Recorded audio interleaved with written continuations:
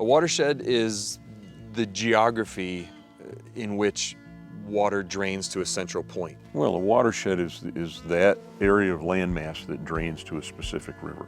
So any drop of water that falls on the land within any given watershed makes its way to that river. So if you think about a basket of land that catches water, oftentimes they're referred to as a catchment, which to me provides a little bit better visualization. So if a raindrop falls here, does it run towards the AuSable River? Or if you're over near downtown Grayling, maybe it runs towards the Manistee River. And when you look at that on a topographic map, for instance, you'll see all sorts of things like tributary streams, wetlands, forested areas, areas of relief, hilly areas, and flat areas. And you really stop and think about all of the things that can happen on the landscape that can impact both positively and negatively.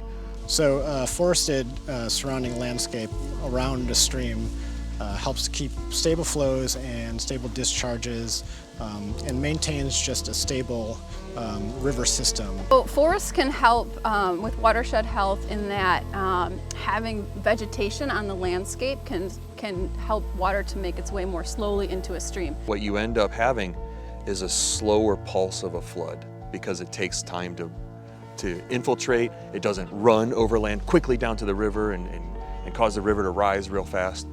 How that plays in for fish habitat and river health is that it provides a much more consistent environment in which the fish live.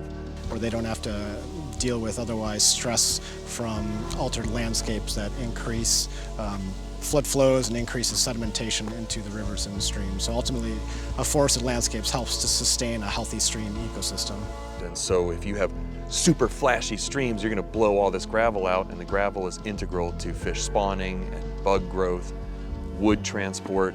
So by having a forested watershed and slowing that flood flow down, you really maintain the conditions in which trouts thrive. Yeah, groundwater is a critical component here, especially in our Midwestern and Great Lakes regional streams here. It really fuels a stream during base flows during hot times and drought times of the summer season, maintaining not only flow levels, discharge levels, but also cold temperatures. In Michigan, all of our cold water streams are groundwater driven. So what that means is that groundwater in Michigan is always like 40 to 50 degrees year round. And so when it discharges into our streams at points where the ground and surface water layers meet, it cools those streams down. So we don't have ice melt or other mechanisms for keeping our water cold. The only way for our streams to stay cold enough for trout is to have that groundwater input. A key way to protect groundwater in our streams is to protect forested areas and restore areas that have been degraded of their riparian or adjacent forest. When water falls on a forested landscape, it's allowed to infiltrate into the soil. It has the time it needs to make its way all the way down into that groundwater storage area, which is deep underground. And so if water is moving quickly off a landscape, then it's not able to make its way into the ground and into the groundwater system like it is if it's in somewhere where it can stay there for a little while. There's a pretty vast body of knowledge and body of literature that outlines and demonstrates the impacts of altered landscapes to our streams and river systems. You know, most of the findings are in tune with each other or are consistent with each other, showing you know, adverse impacts to streams and rivers as a result of landscape alteration. So when we are in urban areas or in agricultural areas that have drain tile, rainwater is able to make its way to a stream very quickly. So in urban areas, it's because we have what we call impervious surface or hard surfaces. So cement, concrete, asphalt, parking lots, rooftops, all of that. Water runs right off that, makes its way into usually a storm sewer and flows into the river. And so that's a very quick pulse of water. As that quick pulse hits the river, the water level goes way up, and that leads to erosion and pollution. So that changes the shape of the stream channel in that it erodes away banks and can take away some of the meanders in the stream. It adds sediment, which covers up important habitat types.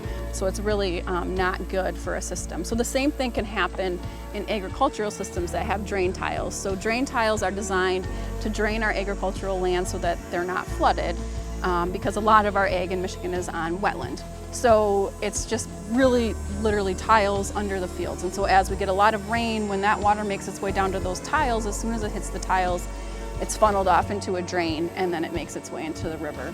So sometimes just like from a pipe and in various ways. And so it has the same effect. It's a big pulse of water into a system very quickly.